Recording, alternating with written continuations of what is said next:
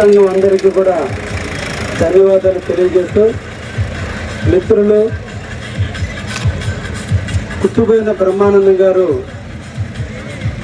ఈరోజు కాదు, పుట్టగుంట 30 సంవత్సరాల క్రితం దైవ భక్తితో, దేవుడి మీద అపారమైన నమ్మకంతో 27 ఏళ్ళ చిన్న వయసులో దేవుడి ఏళ్ళ భక్తి పారవశ్యంతో ఉన్న దశలో ఇక్కడ శేషసాయి మందిరాన్ని ఏర్పాటు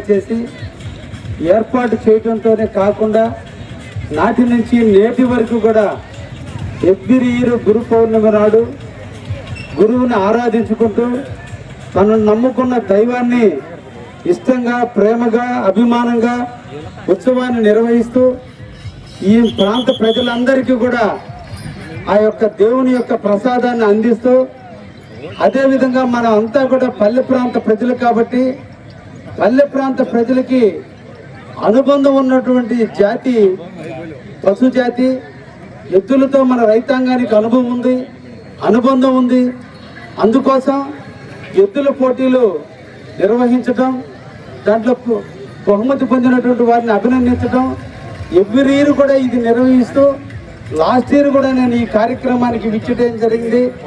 ఈరోజు కూడా ఈ కార్యక్రమానికి విచ్చేసి తిలకించడం జరిగింది. ఈ సందర్భంగా సోదరుడు కుట్టుబోయిన బ్రహ్మానందాన్ని, నిజంగా ఆయన పేరులోనే వాళ్ళ నాన్న ఎందుకు పెట్టాడో తెలియదు కానీ బ్రహ్మానందాన్ని పెట్టాడు. ఈ ప్రాంత ప్రజలందరికీ కూడా ఆనందాన్ని పంచుతూ నిరంతరం కూడా దైవ సేవలో ఉన్నందుకు వారిని ప్రత్యేకంగా అభినందిస్తూ, రైతుకి ఎద్దుకి ఒక అనుబంధం ఉంది.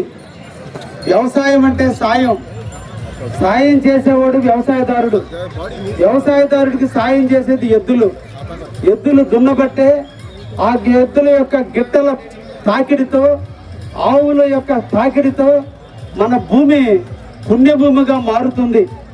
శ్రీకృష్ణ పరమాత్ముడు చెప్పినట్టుగా గోధోళి ఈవేళ గోవు యొక్క ధూళి, గోవు యొక్క గిట్టల యొక్క సౌండ్, గోవుల యొక్క నడక వల్ల ఏ భూమి అయితే తిరుగుతుందో, ఏ భూములు అయితే గోవులు సంచరిస్తాయో ఆ భూమి పవిత్ర భూమి అనే పేరుంది.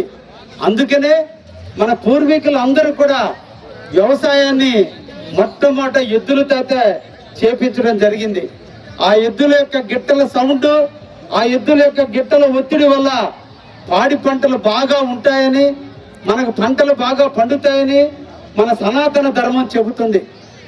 ఎద్దుల్ని మనందరం కూడా 365 రోజుల పాటు భయపెట్టో కొట్టో మనం అన్నం తినటం కోసం మన భూమిని దున్నిచ్చి ఆ భూమిలో విత్తనాన్ని నాటి వాటి ద్వారా ఫలింపు పొంది వాటికి గడ్డి పెట్టి మనం ఆహారాన్ని తింటున్నాం. కష్టం ఎద్దులది, ఫలితం మనది.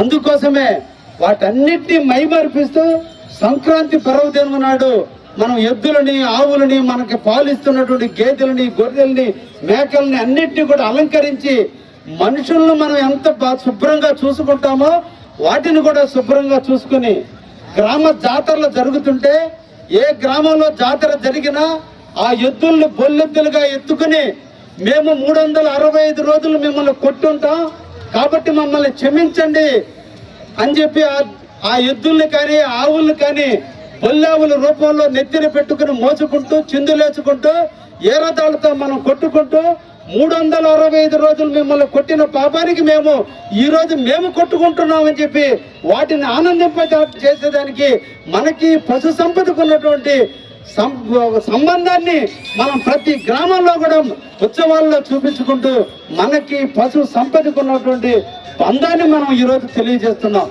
ఇక్కడ ఉన్నటువంటి రైతాంగం అంతా కూడా చూస్తున్నాం.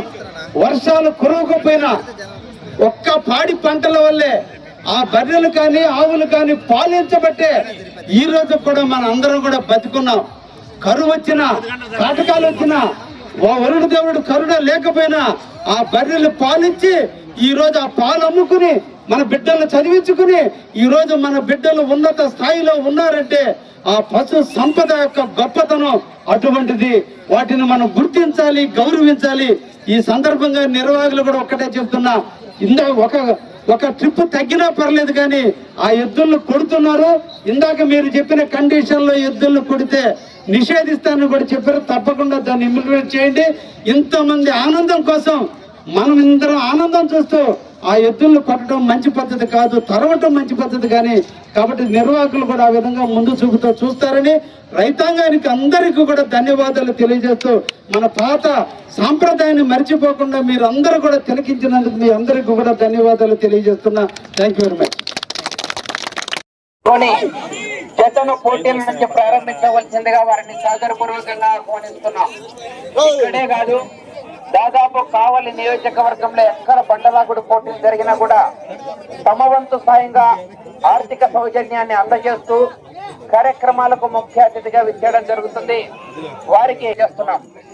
ఆలస్యం చేతనన్న కాడిగట్టండి త్వరగా, వాతావరణం అనుకూలించే విధంగా లేదు. నచ్చమేనా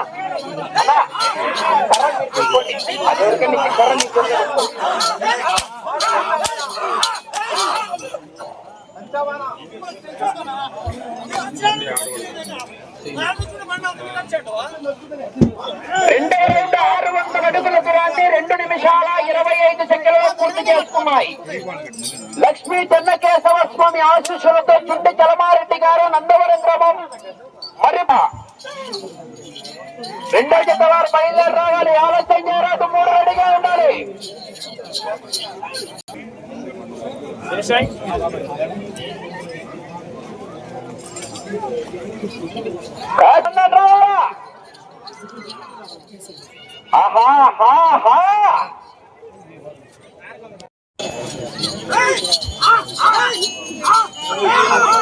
నచ్చమేనా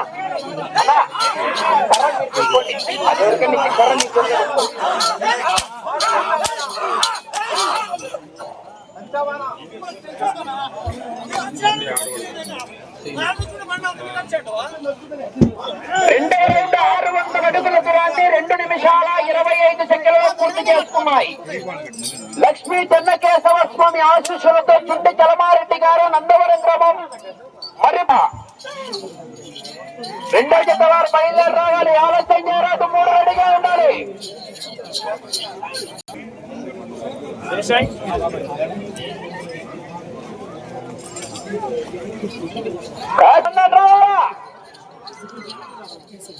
ఆహా